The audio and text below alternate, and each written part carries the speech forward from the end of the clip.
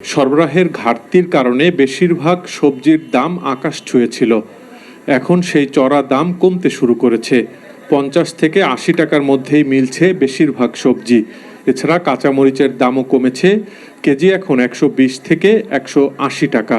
একদম অতিরিক্ত মাল আছে, এমন নেওয়া হয়েছে যে মাল কারোর মধ্যে এক সপ্তাহ না আসলেও সমস্যা নাই। কিছুদিন আগে দেখা যেতেছে আমি ২৫০ গ্রাম মরিচ নিচ্ছি আপনার ৯০ টাকায়, আর সেই ক্ষেত্রে এখন কেজি নিতেছি ১৬০ টাকা। একটু সাশ্রয়ী মূল্যে কিনতে পারতেছি, কিন্তু এই ভালো লাগাটা অব্যাহত থাকতো যদি সারা বছর এই দামে কিনতে পারতাম। কমেছে পেঁয়াজের দামও, দেশি পেঁয়াজের কেজি এখন ১১০ টাকা। এছাড়া সব ধরনের মুরগির দামই কমতির দিকে। ব্রয়লারের কেজি এখন ১৮০ টাকা আর সোনালির কেজি মিলছে ২৯০ টাকায়। লোকজন বাইরে যেতেছে কম, বিক্রি অনেক কম, কিনতেছি কম, এই জন্য একটু দামও কম। এছাড়া রাজধানীতে ফার্মের মুরগির বাদামি রঙের ডিমের ডজন বিক্রি হচ্ছে ১৪৫ থেকে ১৫০ টাকায়। Hasanul Shaon, NTV news, Dhaka. ঢাকা বিশ্ববিদ্যালয়ের হলগুলোতে ৩০০-র মতো কক্ষ ভাঙচুর করা হয়েছে বলে জানিয়েছেন উপাচার্য অধ্যাপক ডক্টর এএসএম মাকসুদ কামাল। জানান, এসব কক্ষ সংস্কারের পর ক্যাম্পাস খুলে দেওয়া হবে। শুক্রবার সকালে বিভিন্ন হলের ভাঙচুর হওয়া কক্ষ পরিদর্শন শেষে সাংবাদিকদের এসব কথা বলেন উপাচার্য।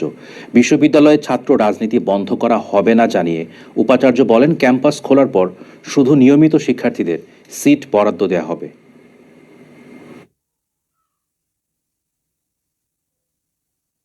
আকস্মিক ঘটনার মধ্যে মুহূর্তের মধ্যে মারামারিটা শুরু হয়ে গেছে। সেই ক্ষেত্রে এই ধরনের মবকে কন্ট্রোল করা এবং সকলের হাতে যখন লাঠি, যত দ্রুত গতিতে সম্ভব আমরা রিকনস্ট্রাকশন রিপেয়ারের কাজগুলো আমরা করব এবং তারপরে আমরা বিশ্ববিদ্যালয় খোলার বিষয়ে আমরা সিদ্ধান্ত গ্রহণ করব। কক্সবাজারের টেকনাফের শাহপরীর দ্বীপ সমুদ্র উপকূলে ফিশিং ট্রলার ও স্পিডবোট ডুবির ঘটনায় নিখোঁজ ৩ জনের মরদেহ উদ্ধার করা হয়েছে। শুক্রবার বিকেলে টেকনাফের শাহপরীর দ্বীপের 0 পয়েন্ট সৈকত এলাকা থেকে নূর মোহাম্মদ শওকতের মরদেহ এবং সকালে বাহারছড়া বড় ডেইল সৈকত থেকে মোহাম্মদ ফাহাদ ও মোহাম্মদ ইসমাইলের মরদেহ উদ্ধার করা হয়েছে। নূর মোহাম্মদ শওকত ট্রলারের যাত্রী, অপর দুজন ছিলেন স্পিডবোটের আরোহী এবং ট্রলারের যাত্রীদের উদ্ধারকারী দলের সদস্য। গত বুধবার দুপুরে টেকনাফ থেকে নিত্যপণ্য ও যাত্রী নিয়ে সেন্ট মার্টিন দ্বীপ যাওয়ার পথে শাহপরীর দ্বীপের অদূরে সাগরের গোলারচর মোহনায় FB সাদ্দাম নামের একটি ফিশিং ট্রলার ডুবির ঘটনা ঘটে। ট্রলারটিতে ৬ জন মাঝি এবং ১১ জন যাত্রী ছিল। রাঙামাটির কাপ্তাই হ্রদে গোসল করতে নেমে পানিতে ডুবে প্রাণ গেল স্কুল ছাত্র 2 বন্ধুর। অসুস্থ আরেক সহপাঠীকে স্থানীয় হাসপাতাল থেকে উন্নত চিকিৎসার জন্য চট্টগ্রামে পাঠানো হয়েছে। পুলিশ জানায়, শুক্রবার দুপুরে শহরের তবলছড়ি আসাম বস্তি সংযোগ কাপ্তাই হ্রদে গোসল করতে নামে শাহ বহুমুখী উচ্চ বিদ্যালয়ের ১০ম শ্রেণীর ছাত্র অর্ণব চৌধুরী, এডিশন সাহা এবং রাঙামাটি সরকারি উচ্চ বিদ্যালয়ের শিক্ষার্থী শিবম দাশগুপ্ত। এক পর্যায়ে পানিতে ডুবে যায় 3 বন্ধু। পরে স্থানীয়রা তাদেরকে উদ্ধার করে রাঙামাটি জেনারেল হাসপাতালে নিয়ে গেলে সেখানে মারা যায় অর্ণব ও এডিশন। অন্যদিকে পিরোজপুর সদরের কুমিরমারা আশ্রয়ণ প্রকল্পের পুকুরে ডুবে মারা গেছে 2 কন্যা শিশু। পুলিশ ও স্থানীয়রা জানান, শুক্রবার সকালে 4 বছরের শিশু তাইয়েবা ও তার বান্ধবী জান্নাতুল খেলতে বের হয়ে আর ফেরেনি। পরে তাদের ঘরের পাশের পুকুর থেকে 2 শিশুর লাশ উদ্ধার করা হয়।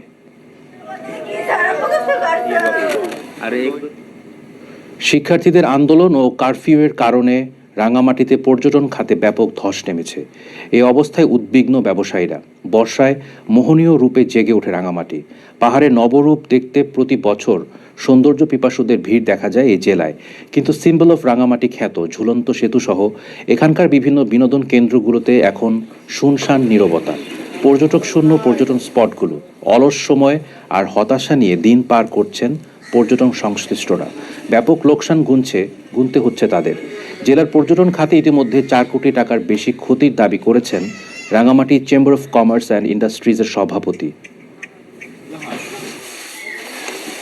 কোনো টুরিস্ট নাই, এর জন্য আমাদেরও ব্যবসা ভালো যাচ্ছে না, ভালো সময় কাটাচ্ছি এখন। কাস্টমার একদম কম, বেচা বিক্রি নাই, বসে কি করবো, সময় কাটাচ্ছি। উদ্ভূত পরিস্থিতির কারণে রাঙ্গামাটি পার্বত্য জেলায় পর্যটন খাতে এবং পর্যটন সংশ্লিষ্ট যারা আছে সবকিছু মিলিয়ে প্রায় 4 কোটি টাকার উপরে এখানে ক্ষতি হয়েছে। ইলিশের